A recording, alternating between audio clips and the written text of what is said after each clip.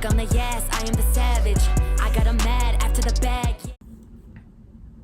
Hey, what's up everyone? This is Dante's Analysis and welcome back to my channel. So for today's video, I'm actually going to be doing a movie review. I remember this past week I actually posted on my poll and see if you guys want me to get back into movie reviews, because I remember when I first started my channel, or when I started to revise my channel, I did like music and movie reviews, but I started to do more of the music side because I don't know, I just wasn't really feeling the movie reviews that I was doing too much. But I was like, you know what?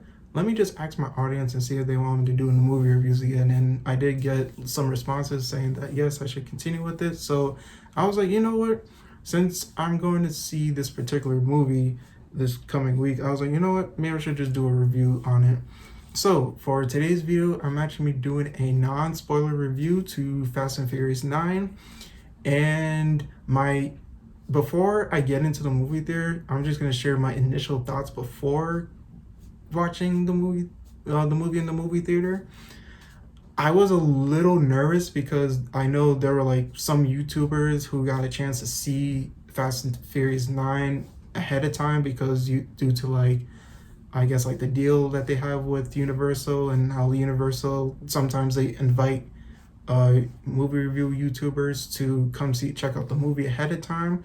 So when I saw some of their reviews on the movie, I was actually a little hesitant because they weren't really saying some good things about it. But I was like, you know what?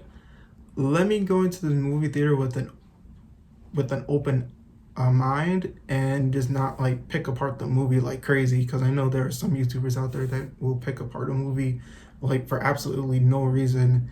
And yeah, well, when I came out the movie theater this evening, I actually just came back, I would definitely say that the movie was actually not bad at all. There were definitely parts of the movie that I sat there was like, really now? Like, that's a little ridiculous. But as I said that, I was like, you know what? This is a Fast and Furious movie. Of course they're gonna do like some spontaneous out of control stunts that are physically, humanly impossible to happen in real life. I just always have to sit back and like remember that, because this is a fictional movie. This is not like real life. So I always have to sit back and like think like, okay, this is not like stunts that could happen in real life.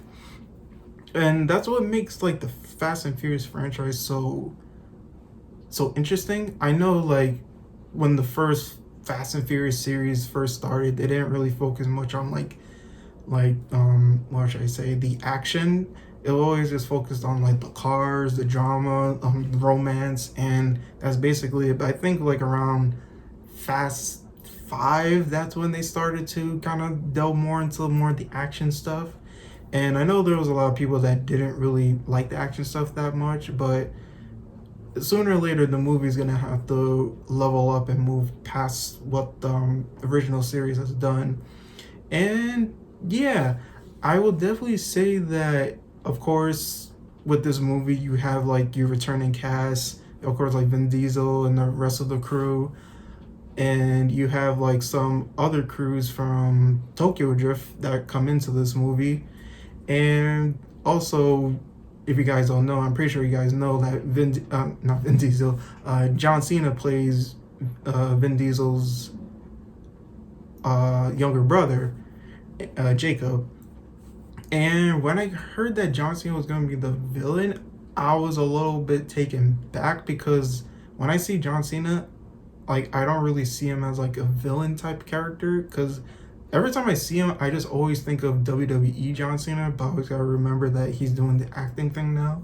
But even though I had like those preconceived notions about John Cena, he actually did a pretty good job as a villain, as Jacob. He actually did surprise me in some parts, and like when he like did some of those scenes, it was actually very believable.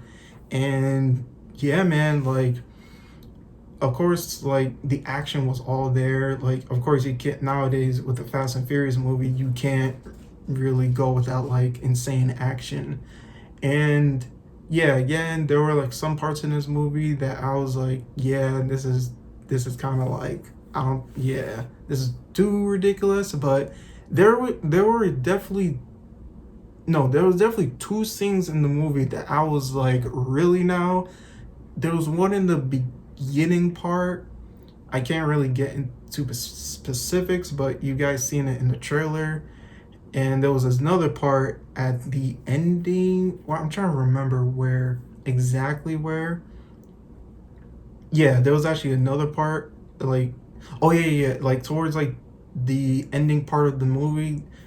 There's a particular scene where some characters go into a different area, and I was actually surprised that they actually Universal went with their words, saying that they're gonna explore new territories. And yeah, towards the ending, towards like the finale part, that's when they explored that type of area. I can't get into that because this is a non-spoiler review, and I'm probably gonna do like a spoiler review sometime next week. But yeah, initially, yeah, like this movie definitely checked some boxes, of course, with the action. I felt like sometimes here and there the suspense was a little lackluster, because I'm like, all right, we're getting to one scene to another scene to another scene in such a fast pace, and I'm like, dang, like we didn't even like get a chance to like breathe for a moment. There was just this flashback scene, then we see Dom and Letty, then it just picks up right then and there. I'm like, sheesh, like this movie didn't even have time to breathe before it gets into the other action stuff. But yeah, man, but that's really all I have to say about this movie.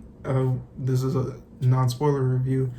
I'll definitely say, like, if you're like a Fast and Furious, I'll say Fast and Furious fan, you will definitely like this movie, and you'll definitely like enjoy it. But if you're like the type of Fast and Furious fan that doesn't really like the whole action, or you're not really a fan of how it turned out, then I wouldn't really recommend this for you. But if it's like a movie that you just want to go and just take your friends or family just to watch a movie because you have nothing else to do, then I do recommend this movie, because this movie is 2 hours long and it'll definitely fill up that empty time that you have.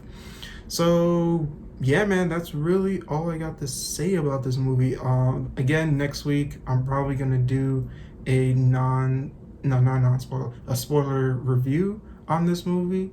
And yeah, man, again, I enjoyed it, and I don't know what else they're gonna do after this movie. I think they're rumored supposed to have a Fast 10 movie, and I also did hear, I can't believe that this is actually something that Universal is planning, but they've also there are rumors that they're planning to do a Fast and Furious and Jurassic World crossover, which I'm sitting there like, how is that gonna work? But again, I don't want to get into specifics about that. I mean, even though it's not really a part of the movie, but the thing, I just can't believe Universal's actually thinking about doing that. But if it does come true, then I mean, let's see how it goes. That's all we could say. But yeah, but again, this is my non-spoiler review for Fast and Furious 9. The rating I'll give the movie, I will definitely give it like, if I'm gonna be honest, I'll give it like a solid 3.5 out of 10. I'll definitely give it a solid 3.5 out of 10. So yeah, that's the rating I give Fast and Furious 9, and I'll catch you guys later with the spoiler review for this movie.